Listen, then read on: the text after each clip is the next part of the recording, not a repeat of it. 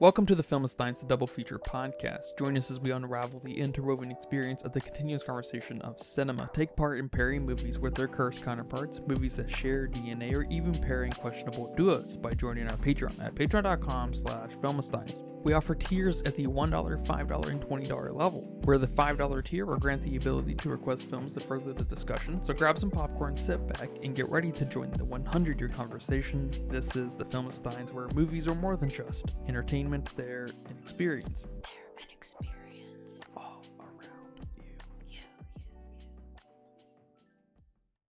And welcome back to another episode of the Filmistines. Thank you guys for joining us today. Today I am joined by my golden friend, Lucy. Hello, everyone.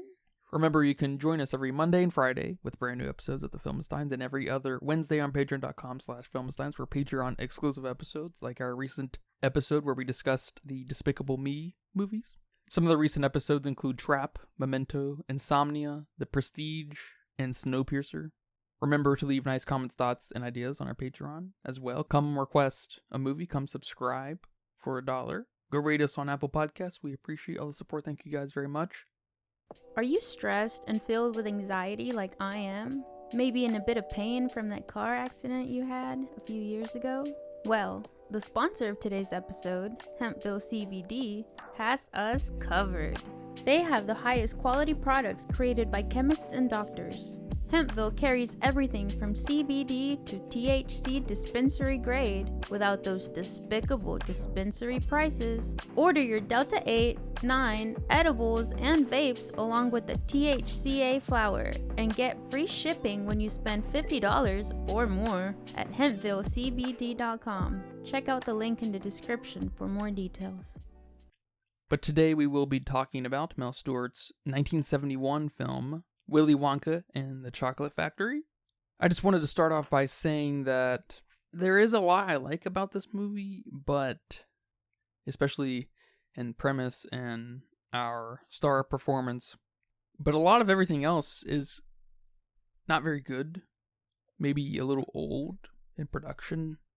Still some very neat production and design, especially because we see a little bit more of a Dr. Seuss-y thing here, I think, over the Tim Burton and new Wonka film.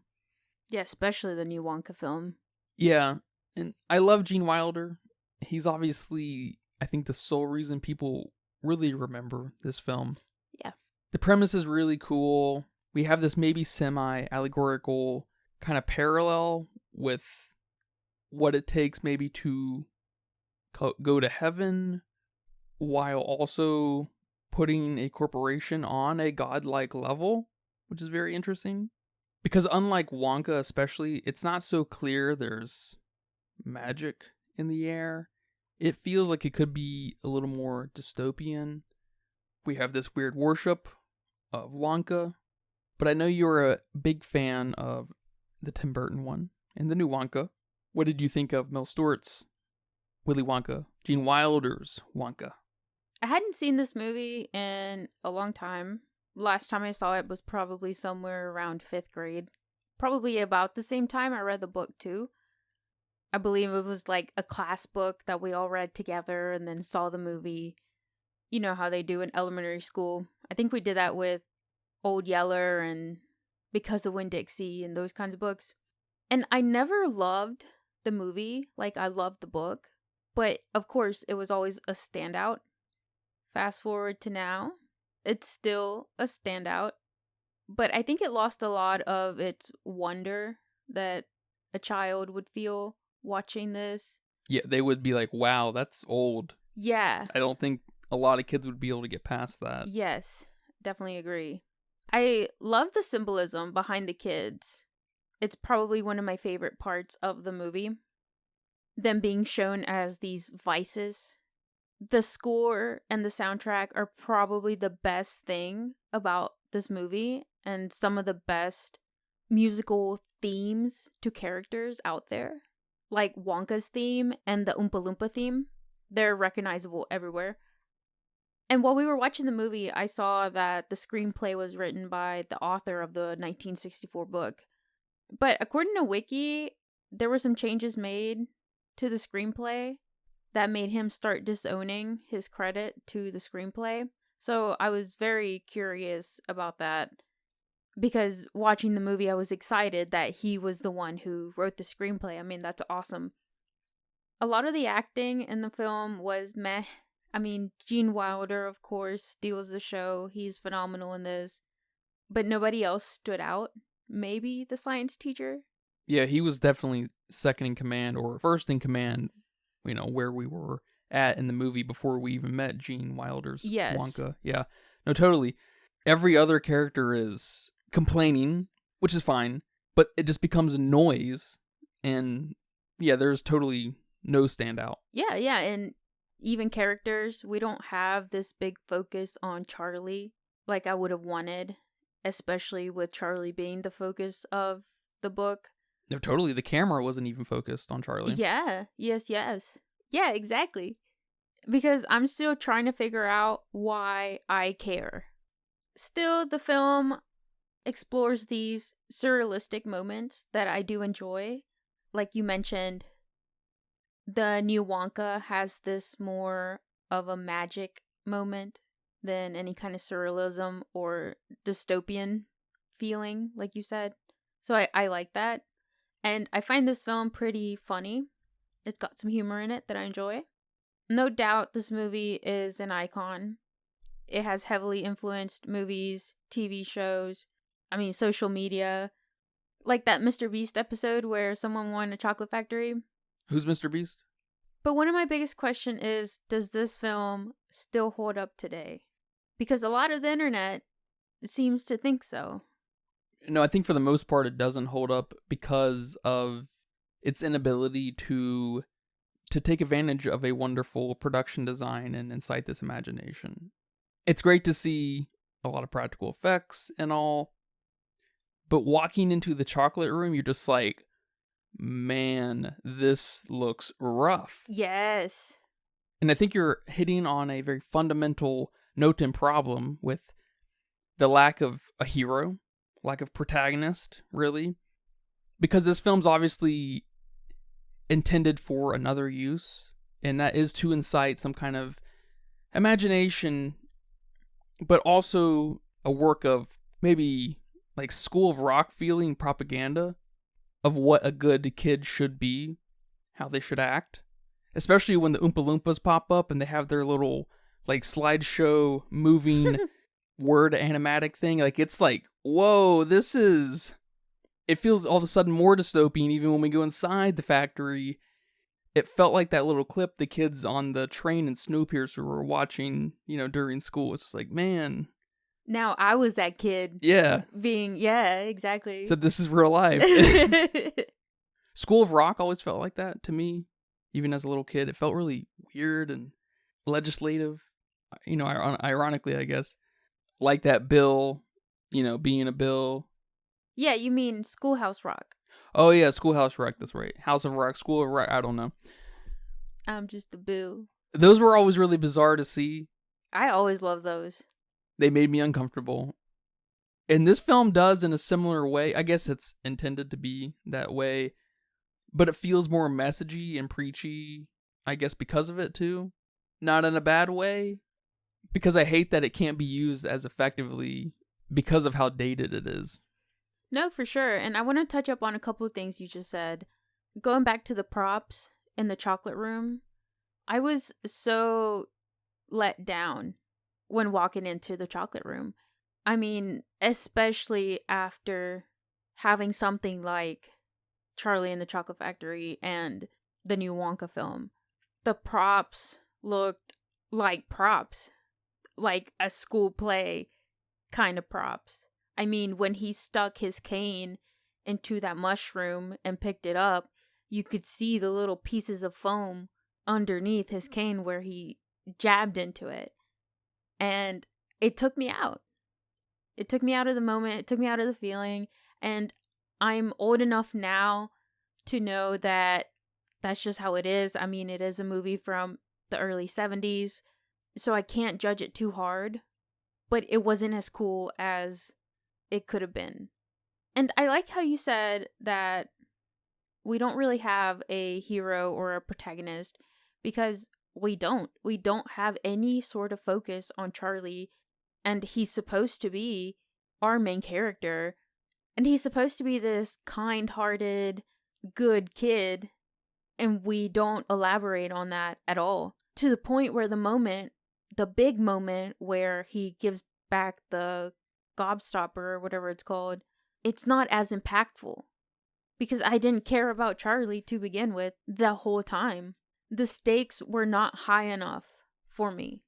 No, I totally feel you, and I think you and me were running into this challenge of Charlie's not this underdeveloped character. We're supposed to kind of place ourselves in these kids' situations. We're supposed to place ourselves maybe in Charlie's shoes to some degree, not all the way, because I don't believe he's our protagonist straight up. We as the viewer, especially kids watching this, going through this propagandistic process, we identify that we're not like Augustus. We're not like Veruca. The movie and the filmmakers hopes you identify with just making the right decision. Not necessarily identifying with Charlie, but not pushing boundaries and being gluttonous, I guess. Not wanting everything in the world. Not trying to control a situation. To be a little good servant child. Yes, that's a perfect way to put it. Or maybe even specifically, to be a good consumer that doesn't ask questions. But when you see the wear and tear of the seams with how, frankly, bad the acting is and with the kids, and maybe even with some of the train of thought, and especially the effects and practical effects, things just don't land, I guess, like they used to. I wasn't around in the 70s, so I can't speak to it. Of course, I loved this movie as a kid, but I can look back confidently and think, oh, Gene Wilder. He's got a very explosive performance. Him on the boat, him at the end, him at the beginning, of course. Yep. But I will speak to the very beginning when Charlie and everybody's looking for the golden ticket. There is this really wonderful, at least as far as the film goes, idolizing of Willy Wonka and, treating this man like, man, we are going to see the face of God. Because so what if you win a lifetime supply of chocolate? Are we thinking we're going to use his chocolate to sell on an aftermarket and make money? Like, we're just going to basically work for Wonka? I'm totally with you on not caring about much of anything that happens in this movie. Yeah, there's definitely this tone to Wonka without having met Wonka yet. And there's this scene when Charlie's walking, I don't know where he's going, home to his mom, whatever, and he's just a kid. He's a jolly kid. The music's really cheerful when he's walking, and then he walks past Wonka's factory, and all of a sudden the music very, very beautifully changes from this cheerful tone to this very suspense, screechy tone. So we know something's up. I didn't really know what to make out of that. I like this spin you're putting on there that people kind of worship Wonka, but I still don't know what to make out of it. And it probably has everything to do with actually meeting Wonka and being a bit confused on why anybody would worship this crazy, crazy man. Yeah, and even when we meet him, it's pretty underwhelming. Like when he does the fake walking. No, the performative part is great, but everything surrounding it and showcasing it and putting him in the spotlight is just not good. Him walking out of the door and he's just walking down this bricked way. It's just super underwhelming. And then we get his performative bit, and Gene Wilder's great every chance he can be, but it's not enough. It's a really great example of a wonderful actor giving a wonderful performance for a wonderful character. Yes. And how that does not carry a film. Yes and no, because people still love this film. When the new Wonka came out, people were shitting on the new Wonka and calling Willy Wonka the best Wonka. But in reality, they meant Gene Wilder is the best Wonka. Exactly. Not the movie. Not the movie. The performance, his version of the character, yes. And that is what they reduce to when they try to argue it. okay, what about the rest of the film? Exactly, because we don't meet Wonka until a good bit in. I dare you to put the two Charlies up to each other. Who's a better Charlie? Oh, definitely Freddie Highmore.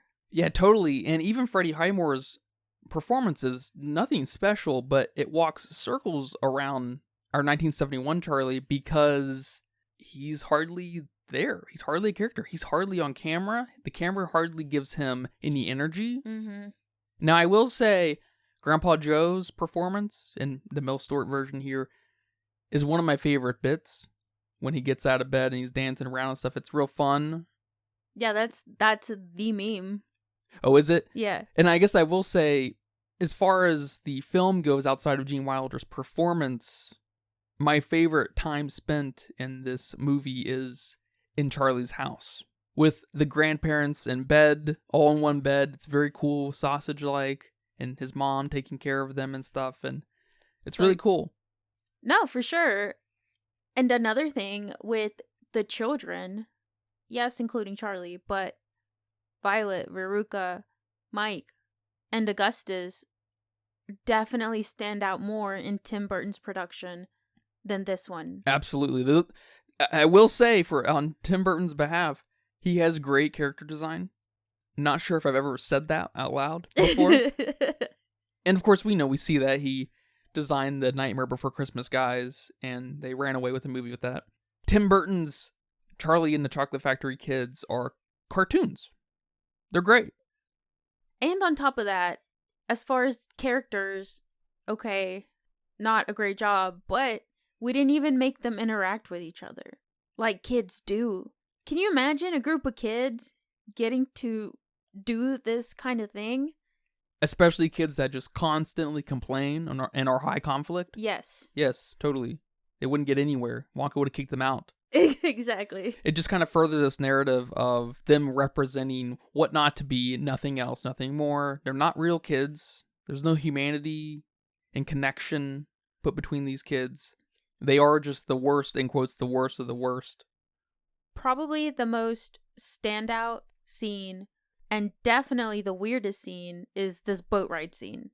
I mean, everything from the tone, the camera work, the lighting, to Gene Wilder's cadence takes a sharp turn in this scene. And all of a sudden, everything's moving fast, everything's flashing, and you're seeing this unsettling imagery behind Wonka, like a chicken getting its head chopped off, and worms crawling on a girl, a corpse. I couldn't quite tell what it was. These very, very bizarre scenes. And then he breaks out into this little song that says a lot. We don't know where we're going. Is it raining or is it snowing? Are the fires of hell a-glowing? And now I'm getting scared. And his voice is increasing. His tempo is increasing. He's practically yelling at the end. And everyone's scared and terrified. What was up with this scene? Because this was my little hint of these vices the children representing basically going to hell. With him literally saying hell's a-glowing. And I didn't take that extra step like you did, making this kind of a semi-allegory of going to heaven. I just stayed in hell down here with everybody. But obviously now, with the very, very end, them floating away up into the skies, that totally makes sense now. Yeah, just imagine, instead of Wonka, literally Wonka saying this, just imagine God saying this. There's this pessimism in such a way that it makes me think that God has made a mistake and that there's no going back and there's no saving us. And again, this scene reminded me deeply of the brainwash scene in A Clockwork Orange. Oh, that's a good pull. In the book, this part is dark, pitch black. They're in this tunnel. I don't know if Wonka says the same thing he says in the film, but almost practically the same thing is being said. And this is the part where he's trying to keep the secret of the passageway to the rest of the factory hidden from everybody. That makes sense. But I don't think that was the same purpose in the film. And now what you're saying is scaring me even more. And now this is a completely different film in my eyes because that's terrifying. I'm telling you, this is a deeply unsettling movie, and I wish it could stand the test of time because whether you like it or not, what it's preaching, it's got some powerful messaging, and I'm here for that, no doubt. Yeah. But it suffers from some of these sad realities of making movies way back when. Because that's a great scene. I mean, I would say it's probably the most iconic scene of the movie. It might be the sole reason people have and will continue to remember Gene Wilder as our Wonka for the end of time. Yeah. Yes. I mean, his voice going up in tempo like that and practically screaming at you, because he starts out singing at you. And then he's like, yes, the danger. And you're like, oh shit. And it's very terrifying. And it's awesome. It's awesome. It is awesome. And it bleeds into this cynicism because shortly after, more kids succumb to vices, get juiced and taffied. But each time, Wonka is more and more cynical about what's going on and comes to a point where he just doesn't even give a shit. He basically says at some point, like, oh, don't do that. Stop. Don't. Yeah. And that makes sense, though, because even Charlie gets tempted. And him and the grandpa drink the fizzy drink, whatever it was called, in the bubble scene. And they basically have to burp their way down. Which is an important part in the religious journey because we're not all perfect. We will sin. Jesus died for our sins, if I remember correctly. And Wonka doesn't punish them for that. Yes. Which is my favorite lesson of this movie. If you take ownership for your actions, because Charlie does, he apologizes. I'm so sorry. And is even on the point of, here, take this gobstopper back, because I obviously am a bad child. And that has some consequences. Taking ownership has consequences. And then all of a sudden, God has hope. By the way, in that bubble scene with Charlie and Grandpa, did you notice how bad Oh, yeah. the voiceover? The whole scene. The whole scene? It's so bad. Yes. It's so bad. Yes, and I could get with the bad floating. Yes. But god dang, that's okay. I'm glad it wasn't just me being over the time period. Shame on me, but I didn't know that the Candyman song came from Wonka. Yeah, funny enough, it's probably the second most iconic song of the movie because we don't get a lot of musical numbers like you might expect, especially coming off of Tim Burton's film. And Wonka, of course. And listening to that song while we watched the film triggered in the back of my mind that I had heard this song somewhere, and also in this kind of distorted feeling. And then I remembered where I heard it. And it's from Madagascar.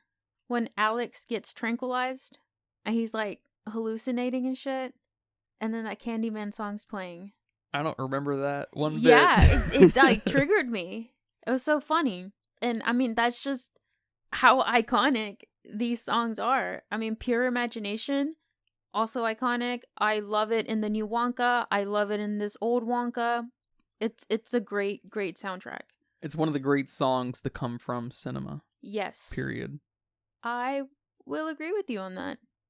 And it was kind of funny to see the Oompa Loompa songs weren't bona fide songs. They were just little 2-verse numbers, basically, instilling this kind of propagandistic animatics. And they were over before you know it, though. Unlike the Tim Burton Oompa Loompa songs that were straight up, probably 1-minute songs. That's true. And speaking of the Oompa Loompas, were they real people? Yeah, they were real people. They weren't cloned a bunch of times like the guy from Tim Burton's. No wonder they look all the same in Tim Burton's. Because in this film, I noticed different faces. I was like, oh. In different heights. I didn't notice different heights. Yeah. Oh, shit. Okay. My question is, did they pay the guy, the Oompa Loompa from Tim Burton's Wonka, a bunch of times because he appeared a bunch of times on screen? You know what I'm saying? That's a good point. I bet they didn't. Real quick, I wanted to bring up Wonka's costumes. Or costume, I guess. He only has one. And how iconic his look is. I absolutely love it. It makes sense we don't play with everyone else's costumes. Because he is the standout. He is this weird, almost unreliable character. And we have to make him different. But I love his purple jacket. But I did notice that Charlie's hair was frizzy at some points. And I don't know why I noticed it. And I don't know why it took me out so much. I guess because movies nowadays are so on point with that shit. Like, they are not letting you go out there without retouching you. Everything looks so put together in films now. That frizzy hair is no longer a thing. That's a thing of the past. But I think it was specifically that scene where he was walking. And he might have been outside, might have been humid that day, I don't know. But his hair had a frizz problem then. And his hair oddly looked like Grandpa Joe's hair. That's weird. The other standout section is probably obviously the very end, where he has his whole "Good day, sir" speech to Charlie and Grandpa Joe. And maybe the only cool scene where the production design stood out in an interesting way. Everything was cut in half. That obviously represents something or another. And I think I took it at his heart being torn in two, his pessimism kind of taking over. Yeah, everything being cut in half has a weird symbol to it. I like what you said. Him being torn with all these sins and vices out there. But the end of the film is pretty anticlimactic. After that, they go up in the air. They're looking at the buildings. Hey, there's my school. Hey, there's my home. And then he tells Charlie he's giving him the factory. And then he says, and this is the weird part for me, and this is where everything you have just said makes sense and ties it up all beautifully in a bow, that he wouldn't want to give the factory to a grown-up because, and I quote, "A grown-up would want to do everything his own way, not mine." I'm sorry, what? He does want this servant child, as you said.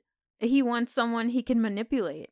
And then all the disturbing shit I saw throughout the film is now as disturbing with him ending it like this. Because, little Charlie, I can't manipulate a grown-up like I can you. I can't manipulate a kid who doesn't behave. But then he says something weirder and says, "Don't forget what happened to the man who got everything he always wanted. He lived happily ever after." Is that him?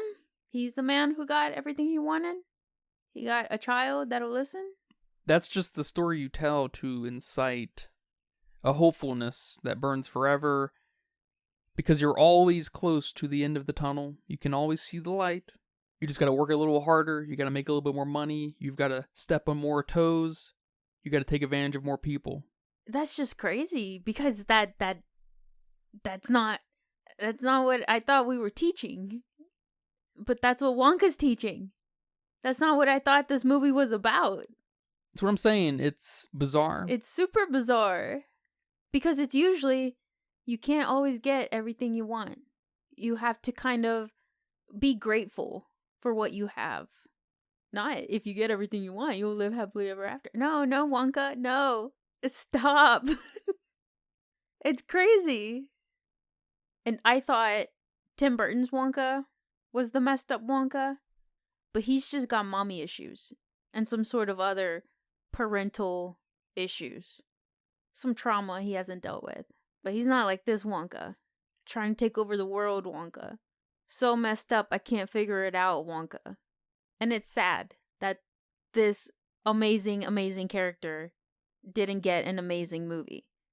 All right, man. Well, thank you for watching this movie with me and talking about it here today.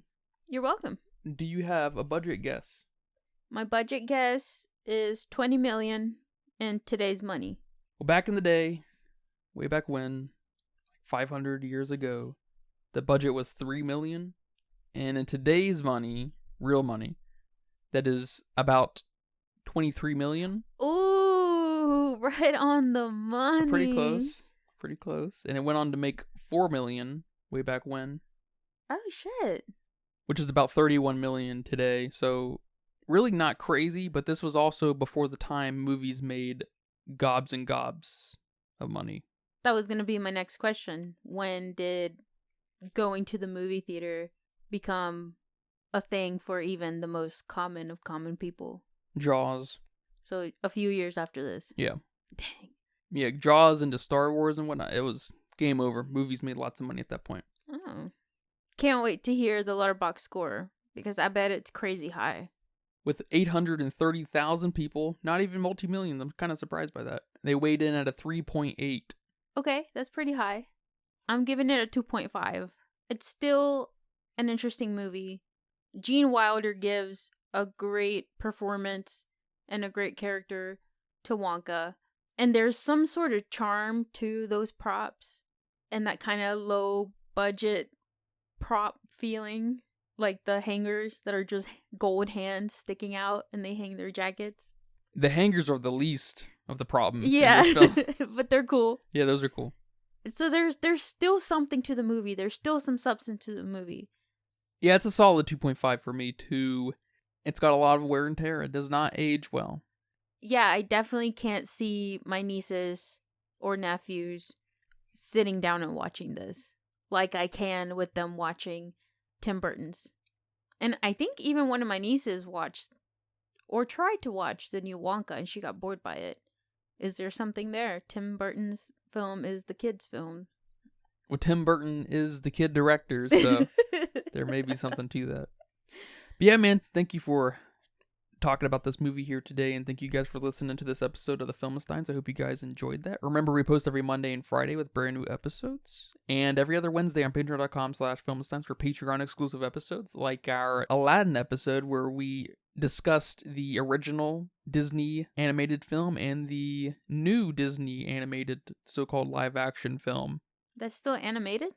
I mean, sort of, right? It's like 99% CG, so it's still animated. Oh. No? No. but we call it live action. Isn't that kind of funny? That is kind of funny. I don't know. Same thing with a lot of the Marvel stuff, right? Should we call it like faux live action or CG live action? That works. CG live action, yeah. That works. But yeah, look forward to that. And our next public episode will be on the new Beetlejuice. Speaking of our boy, or someone's boy, Tim Burton.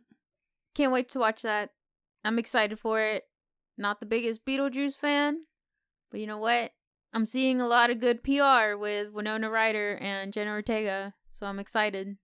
Yeah, I'm very curious to see how Tim Burton takes back his credentials of filmmaking, because Dumbo is not going to cut it.